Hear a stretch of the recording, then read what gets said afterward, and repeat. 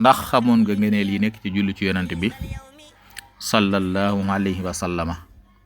asalaamaaleykum wa rahmatullah, maa ngi leen nuyu bu baax. tey nag dañuy waxtaane lenn ci ngëneel yi nekk ci julli ci yonent bi sallallahu alayhi wa sallama,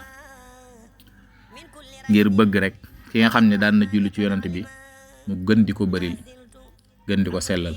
ki nga xam ne daw ko defit mu fexe ba góorgóorlu di julli ci yonent bi, ndax bëri na ay ngëneel lool, yenn rek lañ ciy indi. maa ngi lay ñaan nag vidéo bi bu egsee ci yow nga partagé ko ba ñëpp jot ci. bi ci njëkk mooy ki nga xam ne day julli ci yonent bi mi ngi jëfe ndigalal sunu borom. sunu borom moo wax ci alquran: inna allaha wa malaikatahu yusalluuna ala nabi ya ayyuha alladina amanu sallu alayhi wa sallimu taslima. kon loolu lu am solo la, di leen julli ci yonent bi ndax sunu borom daf koo digal ñëpp, te sunu borom nee na moom ak ay malaayikaam dañuy julli ci yonent bi. kon loolu lu am solo la. beneen bi ci topp mooy day tax sunu borom yërëm la, nga am yërmande sunu borom. te benn julli boo julli yàlla daf koy ful ba mat fukk.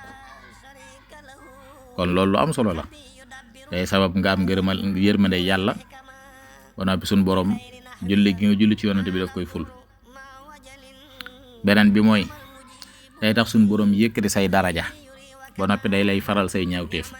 ki nga xam ne daa nekk ci lu bon mënu koo bàyyi, na saxal ci julli ci yonent bi rek. saa yu jullee ba noppi mu ñaan li mu bëgg a bàyyi, mu ñaan ko yàlla léegi tey mu ba ko. waaw bu ko neexee sax bu mu ko ñaan, na continuer rek di julli ci yonent bi. yàgg-yàgg day doon ku jub, ku sell, ku baax.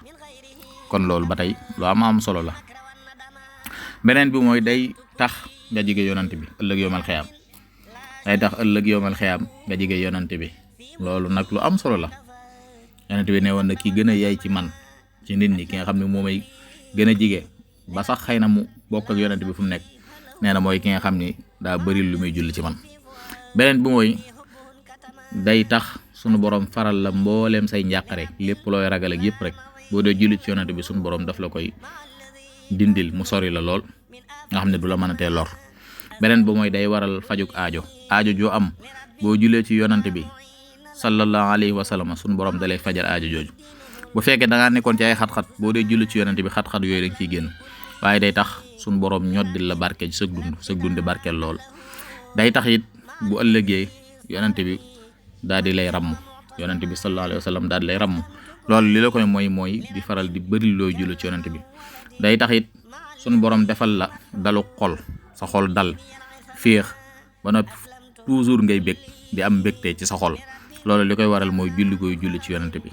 day tax sa ngëm di dollee ko foo toll, waaye day tax it foo toll di gën di bëgg yonent bi sallallahu alayhi wa sallam.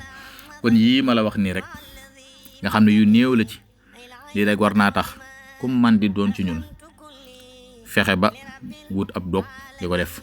bis bi daal bu mu toog mukk rek te julliwut ci yonent bi.